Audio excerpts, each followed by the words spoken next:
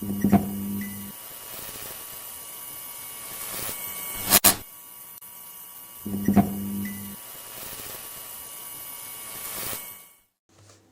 is happening, everybody? Josh here from Spawn Fly Fish, and in the shop, a common question that we get is, do you use a spider fly for Searun Cutthroat?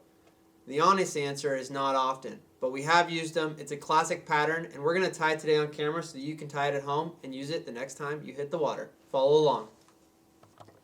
In the vise, we have an Ahrex NS115 streamer hook in a size 6. Before we get into this, we'll be tying the Knudsen Spider, and we will be subbing one material, as always, for that spawn flare. So this pattern is one that we get asked for a lot. There is also a reverse spider that we get asked about a lot. It's in many of the books that you read and many of the literature that you see, whether it's online or in the library on the coastal cutthroat and Searun cutthroat fishing. So we get asked a lot about it, so we're going to tie one up today, give it a little spawn twist as always, so that you can tie it at home. This is a very, very simple fly to tie. So first thing we're going to do is we're going to use 3 materials today. We're going to use Mallard, spawn semi-sealed, and Mallard. 2 materials. So we're going to get into it. We're going to do a little tag tail end here. So we just need some of these fibers on this Mallard. Don't need a bunch of them. Like so is totally fine. Hold that in there. We don't want it to be a crazy long tail. That's good there. If you want it to be perfectly distributed, you could theoretically wrap that. But the idea is this is a quick, reliable pattern that you can use to target these flies. It'll also give you a little backstory on the history, and you get a read about what people used to do while targeting this species, which is always great. 1930s, I believe, is when this pattern originated, and that's always awesome to know that there was people targeting this species so long ago and having so much success that we replicate today. So next thing we're going to do here is we're going to take some acid rain. Historically, this is where you would wrap chenille up to behind the eye of the hook, but like I said earlier, we're going to do a spawn twist. This dubbing we can't get enough of. We know all of you guys are going to love it, or already do love it, given that quite a few of you guys have already hopped on board.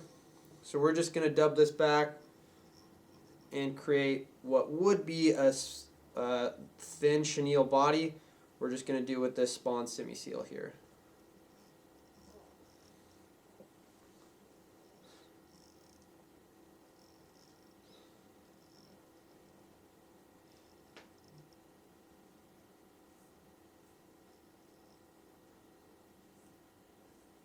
This fly doesn't have a lot of weight to it.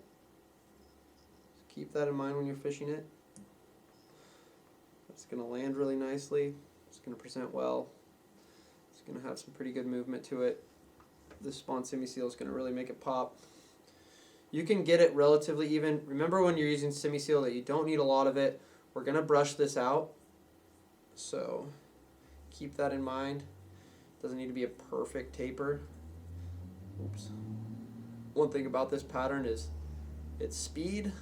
And if you guys know me, although I love to spend time on the vise, if I can speed through it to get to the water, I generally do. Alrighty, so far so good. We're going to brush this out. Just unhook some of these trapped fibers.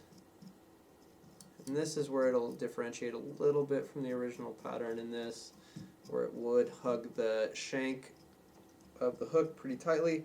We're going to give it just a little bit of flair. You can tie this in a bunch of colors. We see it in black and yellow, a little orange, pink, very common. Mallard comes in a bunch of colors, so does chenille, so does spawn semi-seal. So if you want to tie it up in some different options, we always like that, as well as some different weights. You could hide some lead-free wire under there or some lead wire under there to really bring that down to a different column, which is something that we recommend heavily when targeting this species. Alright, we got another mallard feather in the front here, and we're going to wrap this guy. And on these wraps, it doesn't have to be perfect. Remember, there's a reverse spider as well. So if you got something in the middle and you're getting frustrated with wrapping feathers, totally okay. So we just need a couple wraps. We want these to go back, given the one that we're tying right now. But at home, if you have a little jump, that's okay in the fibers. And we're just trying to separate that a little bit so that I can get a clean tie off.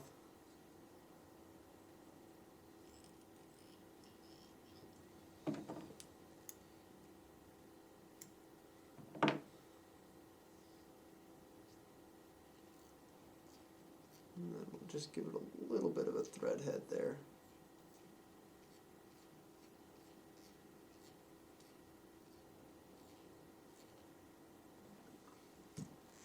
Easy does it. Alrighty. Whip finish. Oops. So that's okay. Throw one more in there for good measure.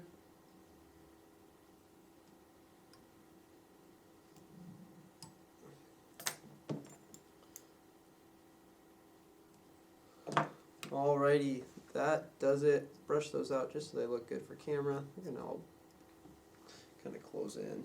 But that's it. See a little bit there. Bring those fibers in just so it looks a little bit nicer. They're not stuck. But that's the fly. Again, spider for Searun Cutthroat, coastal cutthroat.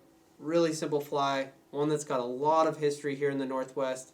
Tie one up, implement spawn, and get out on the water. Thank you guys so much for tuning in. Be sure to hit like and subscribe, and we will see you guys next time.